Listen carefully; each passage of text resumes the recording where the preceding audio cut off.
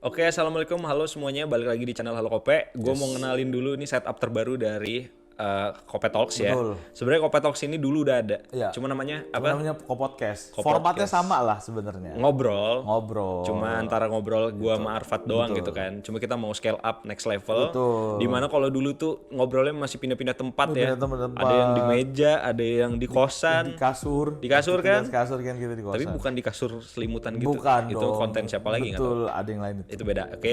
Nah, jadi rencananya planningnya di Kope Talks ini kita nggak cuma gua Arfat doang, tapi pengen juga ngundang narasumber di luar dari Kope gitu ya.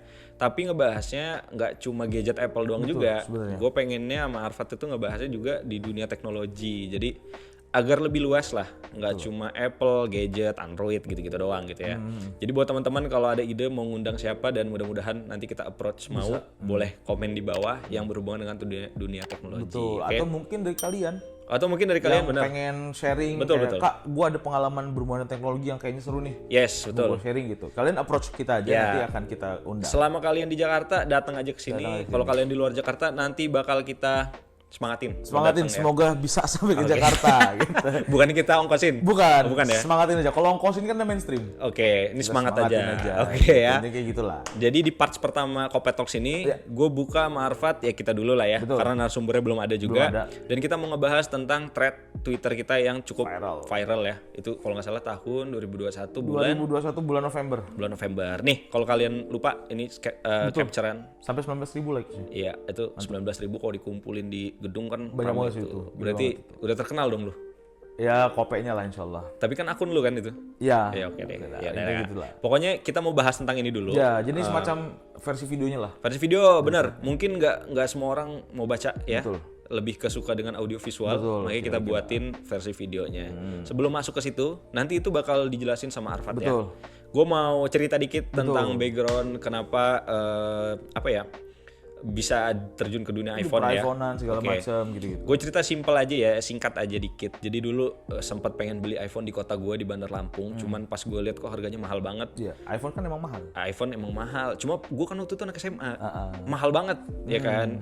Ya emang mau belinya dulu mah masih BlackBerry deh kalau nggak salah, Masih zaman BlackBerry dulu. masih BlackBerry ya. BlackBerry. Dulu cukupnya buat BlackBerry, cuma pengen lah punya iPhone gitu. Dulu Instagram cuma ada di iPhone. Betul. Iya kan? Dengan filternya yang Filter ya itulah, kalau anak jadul pasti ingat paham lah ya. lah, betul.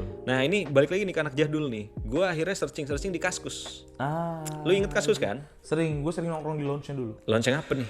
Launch-nya Yang yang bahas gambar-gambar itu ya bukan Oh, ya lanjut. bukan nightclub bukan? Bukan. Oke. Lanjut. Pokoknya ada Kaskus, dia tuh kayak forum ya. Ya. Pokoknya ada jual beli, ada forum segala macam. Zaman dulu tuh itu rame banget yang di situ dan angkatan-angkatan tua pasti tahu lah sama Kaskus. Sekarang masih ada cuma kurang aktif lah gitu ya. Nah, gue searching di situ di FJB-nya ngelihat harga iPhone yang gue mau itu beda banget. Itu agak lumayan lebih murah, iya. Beda 1 juta, 1,5 juta gapnya ada. Wah lumayan. Lumayan. Akhirnya gue nyari lah yang banyak dulu testimoni, sama lah testimoni dulu ada Rekber juga gitu kan. Betul. Akhirnya gue nemu satu seller dan lokasinya di Batam. Itu gue coba beli untuk gue pribadi. Oke. Pakai Rekber. Dulu nama Rekbernya Lazarus Child. Itu kalau ada yang tahu tuh. Iya, dulu temennya Piggy Bank. Oh iya, Piggy Ada Bank sih, Piggy gue Bank. pernah dengar Ada. Piggy Bank. Pokoknya adalah Rekber, jadi uang kita sebenarnya kayak Tokped lah. Ya. Kita transfernya ke Rekber, nanti Rekber yang gitu-gitulah pokoknya ya. Akhirnya gue beli dan nyampe ke gue cek segala macem, gue nggak ngerti-ngerti amat pada waktu itu, tapi gue lihat ada juga yang bikin thread. Dulu thread itu juga terkenal di Kaskus loh, Betul. bukan di Twitter dulu itu justru thread itu adanya di Kaskus. Ada thread cara cek iPhone gitu pada masa itu, gue samain ternyata aman. iPhone yang dikirim tuh aman banget dari full setnya, dari iPhone-nya sendiri itu semuanya aman dan dulu belum ada KW, Belum ada OEM gak jelas lah, KW gak jelas. belum ada. Jadi box dan aksesoris itu udah pasti original. Buluk-buluk nggak apa-apa. Iya, itu iPhone berapa? 4S. 4S. Itu 4S itu. 4S, oke. Lanjut. Dan akhirnya udahlah singkat cerita di otak cuan ya kan. Iya. Muncul lah nih celing gitu kan. Ini kalau gue jualin di Bandar Lampung nih tanpa gue nego ke seller aja gue udah profit 1,5 juta nih gitu kan. Akhirnya gue coba nego tuh ke seller yang ada di Batam. Kalau gue ngambil 3 atau 4 dapat diskon gak mas gitu kan. Dapat, dipotong lagi 300 ribuan. Ya udah akhirnya gue jual tuh dan gue jualnya nggak semahal yang di Bandar Lampung. Jadi gue bahkan ngelempar lagi ke counter dulu. Oh. Ada nih, dulu ada saudara gue juga namanya Engki ya. Iya, Nanti gue masukin fotonya nih ya. Dia tuh dulu nemenin gue ke Moka dulu. Gue dagang ke pedagang karena dia ngambil ke gue murah juga kan. Iya. Gue cuma ngambil selisih 700 ribu, dia bisa 2 kali lipat kan jual kan. Betul. Karena harga marketnya masih lumayan masih. ya. Nah, akhirnya gue pertama itu dari situ gitu. Nah, muncullah permintaan demand agak banyak gitu kan. Akhirnya udah gue ngambil lagi dari Batam, gue jualin. Ya udahlah dari situ gue belajar lah, ngulik lah. Maksudnya iPhone tuh ternyata begini, ori itu begini, belum ada OEM waktu itu ya. Akhirnya sampai di titik gue berhenti. Itu kalau nggak salah tahun 2013 ya gue mulai. 2012-13 gue berhenti itu gara-gara ini fun fact lagi nih ya. Jadi si supplier gue yang tadi di Batam, dia berhenti dong jual iPhone. Karena dia jualan Kadal, ular, exotic pet ya. Iya gitu-gitu deh pokoknya. Jadi banget. Agak random ya. Iya, kayak banting setirnya banget itu. Tapi gue liatin emang hobi dia ternyata itu tadinya. Cuma dia jual juga iPhone gitu lah. Gue nggak ngerti lah. Akhirnya gue tanya ada lagi nggak mas gitu yang jualan juga gue bisa ngambil. Udah nggak ada. Gue nyoba ke yang lain tuh, aduh agak takut. Itu tahun berapa by the way? Pas berhenti atau 17-an ya pas berhenti? Enggak, itu masih di 2014 2014-15 gitu. Dan gue lupa ya apa itu udah masuk masa OM, masa KW gue lupa deh. Iya. Seingat gue kalau masuk yang KW nggak jelas itu 2017-an deh. 17. Itu di iPhone apa ya? 7 Plus. Oke. 7 Plus, iPhone 6s itu udah mulai lupa masuk deh ya. kayaknya kalau nggak Cuma salah. kayaknya waktu gue berhenti itu belum ada tuh OEM KW gitu. Pertama nih si suppliernya malah jualan ular. Gue berhenti. Kedua itu udah zaman UAS di kuliah gue dulu gitu kan. Akhirnya ya udahlah stop aja. Dan gue dulu ada sampingan lah sama mantan pacar gue sekarang jadi istri ya. Ya itu bisnis rental foto dulu. Kalau ada yang tahu tuh nyawa-nyawain kamera Fuji lah gitu. Ya udah akhirnya stop tuh per iPhone-an. Dan singkat cerita disitulah kenapa gue akhirnya ngulik, gue tahu tentang dunia iPhone segala macam. Lalu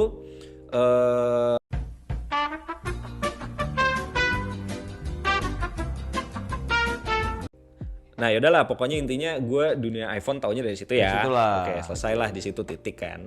Nah lalu kalau mau bahas sedikit tentang Kope, nah ini sebenarnya agak lucu nih. Jadi gue cerita dikit ya, lu tambahin ya kalau gue lupa ya. Iya betul. Karena nanti isinya bakal si Arfad nih yang ngejelasin ya. Betul. Ini gue opening aja dulu.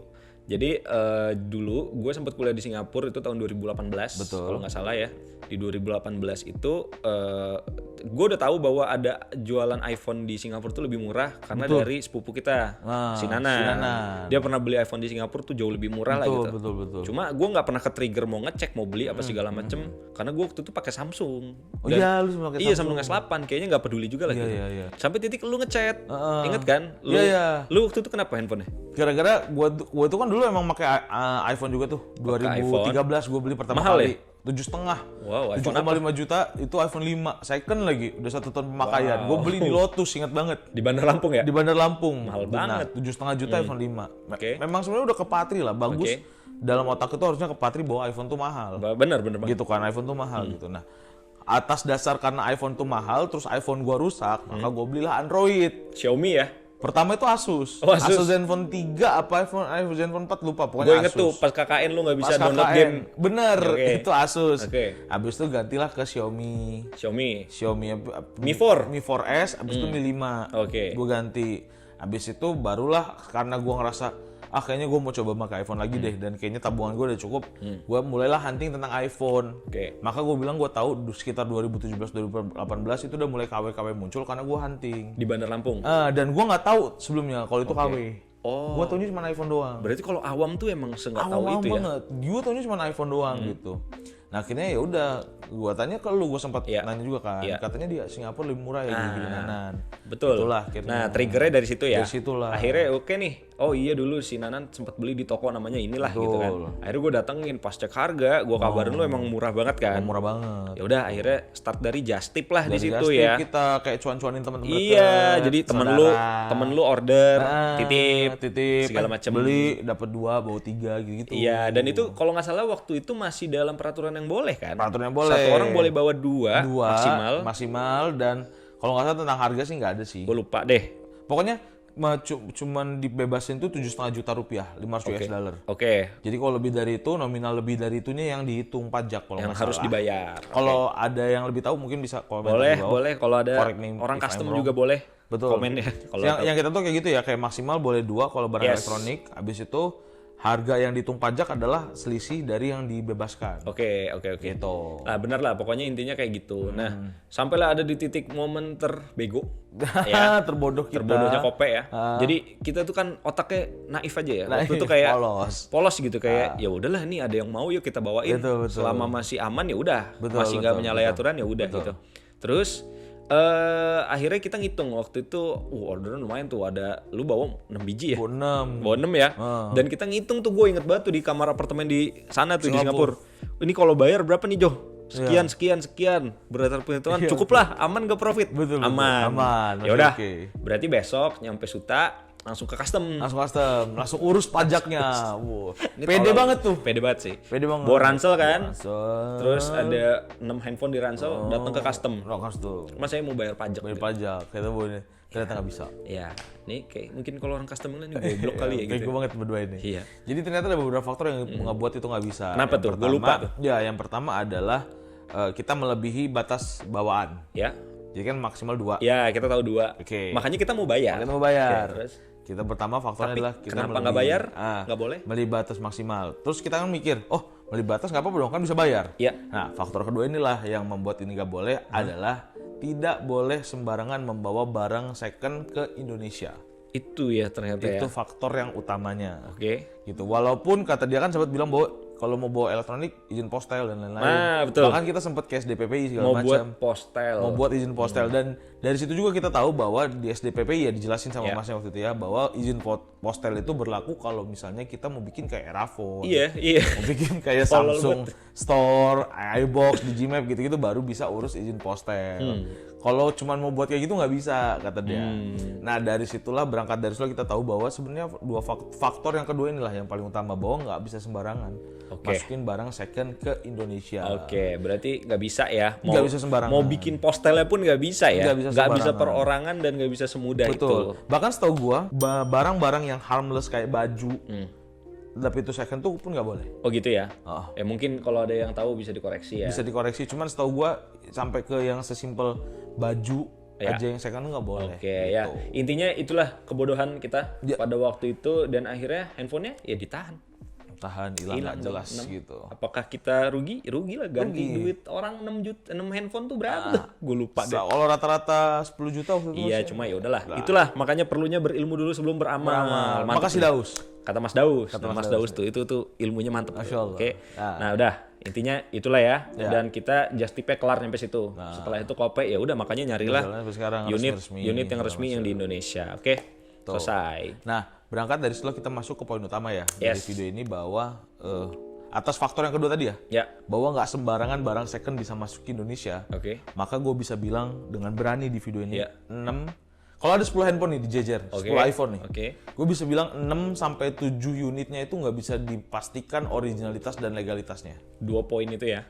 2 poin itu berdasarkan dari poin bahwa nggak bisa sembarangan masukin barang second. Jadi kalau kita ngejebreng ini ada 10 iPhone depan kita, itu gue yakin 6, tapi iPhone-nya diambil random ya dari toko-toko gitu dikumpulin. 6 dari 10 iPhone-nya itu mungkin nggak bisa dipastikan originalitas dan legalitas. Oke, nih gue rangkum dikit ya. Berarti maksud Arfat ini iPhone second yang beredar sekarang di Indonesia. Kalau kita ambil perbandingan, dari 10 itu 6-nya sekitar 6 sampai 7 unit itu nggak bisa dipastikan. Karena tadi tuh faktor legalitas dulu. Faktor legalitasnya dulu karena nggak sembarangan nih barang second bisa masuk. Apalagi kebanyakan iPhone Inter. Dalam tanda kutip ya Internya ya. Karena kan Inter ada yang legal juga kayak yang udah lu jelasin di video gue sempat buat video agak panjang cuma yang nonton kok dikit sepi ya. gitu. Padahal bisa tonton sini nih. Amal bagus loh itu. Bagus itu. Ilmu lah. Jadi lanjut. Kayak iPhone Inter, embel-embel Inter yang seperti itu nggak bisa dipastikan banget originalitas dan legalitasnya. Berarti originalitas itu termasuk selain boxnya? Semuanya. Unitnya juga? Unitnya juga termasuk. Kenapa? Kalau gue rangkum dikit ya.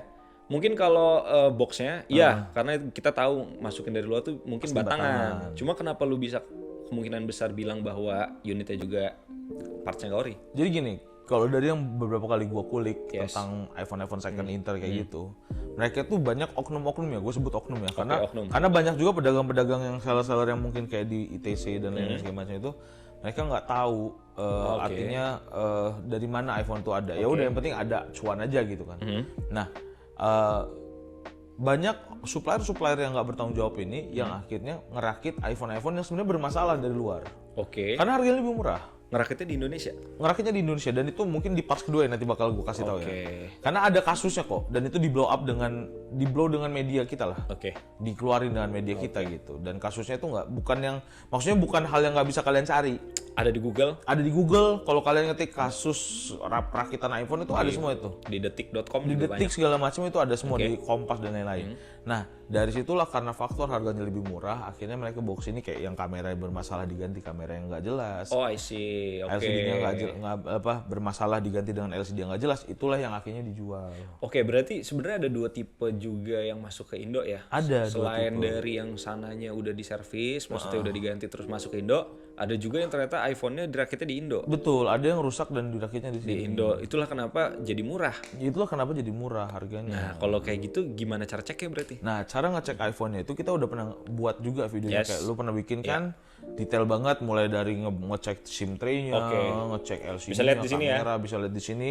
Itu bisa dicek semua dan kalau kalian ngikutin IG kita, itu juga lagi ada seriesnya cara ngecek iPhone satu persatu dari yang itu sesuai dengan runutan kita kok. Kayak aksesorisnya dulu, bodinya, habis itu pengaturan tuh Wi-Fi-nya dan lain-lain. Jadi runut banget itu. Nanti itu ikutin aja seriesnya lagi kita proses buat gitu. Nah, itu intinya sebenarnya gampang sih.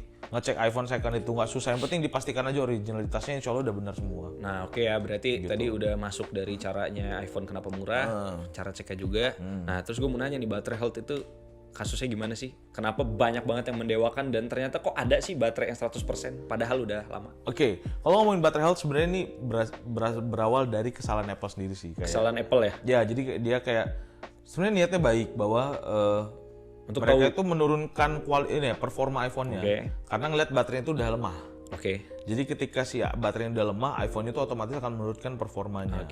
Tapi itu dinotis sama beberapa pengguna Apple lah dari usernya gitu. Yang akhirnya ngebuatlah Apple fitur baterai health ini. Gunanya ternyata untuk itu? Gunanya untuk ngeliat seberapa besar sih. Tapi itu juga nggak bisa menjadi patokan. Karena yang dilihat adalah performanya balik lagi, bukan si angka baterai health. Itu cuma menjadi indikator ya? Indikator. Pada akhirnya banyak orang yang akhirnya melihatnya itu berdasarkan angka, sehingganya lah seperti sekarang ini terjadi fenomenanya bahwa banyak orang yang mendewakan sekali tentang baterai health ini. Bukan performanya, tapi malah baterai health-nya. Tapi malah angkanya.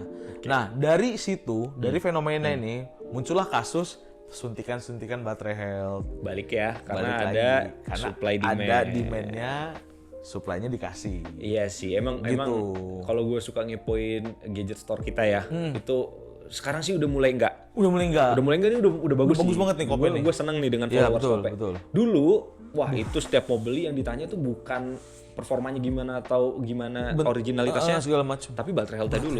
Itu gue kepoin banget dan kayak ternyata baterai health ini sepengaruh itu ya emang buat orang ya. Jadi ya itu juga bisa gue bilang nggak, itu juga stigma yang dibuat dengan handphone yang nggak jelas ini sih. Kayak mereka bisa baterai health-nya sekian. Berarti baterai health bisa disuntik ya? Bisa banget. Kayak ada 7 Plus nih, kasusnya gue sering ketemu itu kayak 7 Plus. Kan udah series lama. Baterainya jadi 100%. Second 100% baterainya. Kan agak kurang mungkin terus gitu. Terus dibilangnya original. Kan kayak kita by logic aja nggak mungkin gitu kan. Kayak masa iya sih?